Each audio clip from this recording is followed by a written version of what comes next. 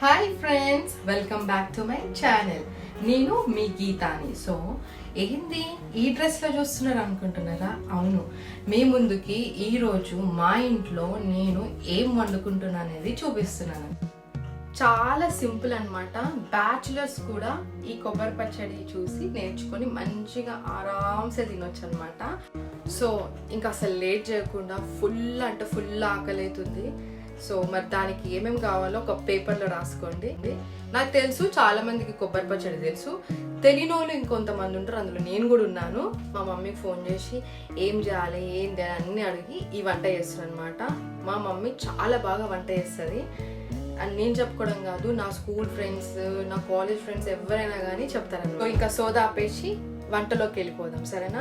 So దానికి కావాల్సింది కొబ్బరి, ఇట్లా మొత్తం చిన్న చిన్న పీసెస్గా కట్ చేసుకోవాలి, చింతపండు, పుదీనా, పచ్చిమిరపకాయ.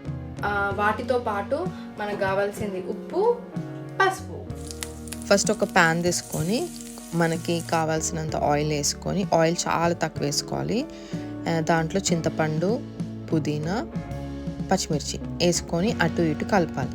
అది కొంచెం కలర్ చేంజ్ అయ్యే టైంకి కొంచెం కొబ్బరి పైనుంచి వేసేసుకోవాలి. కొబ్బరి ఎంత అవసరమో అంత వేసుకోవాలి. కొంతమంది పల్లీలు కూడా వేపుకుంటారు ముందు, బట్ నేను పల్లీలు వేపుకోవట్లేదు, ఎందుకంటే మేము చేసేది చాలా సింపుల్ ప్రాసెస్ కాబట్టి. కొద్దిగా పసుపు కూడా అందులో యాడ్ చేయాలి.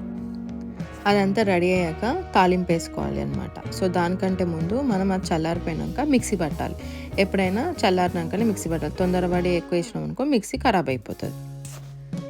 మనం వెల్లుల్లిపాయలు మిక్సీ పట్టేటప్పుడు వేయాలన్నమాట, చాలా బాగా టేస్ట్ వస్తుంది.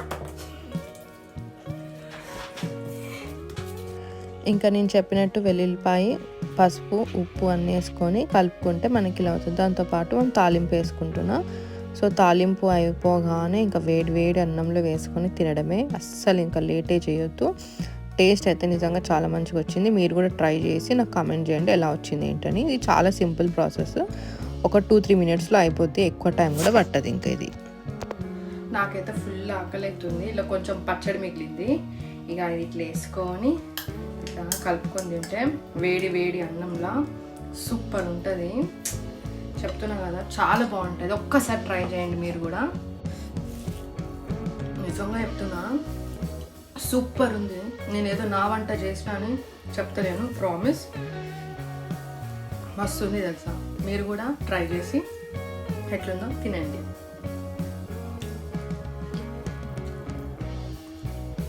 ఇంకా నా వీడియో ఎవరైతే సబ్స్క్రైబ్ చేయకుండా చూస్తున్నారో ప్లీజ్ సబ్స్క్రైబ్ చేయండి. పోయేది ఏముంది చెప్పండి, ఒక సబ్స్క్రైబే కదా. Thanks for watching.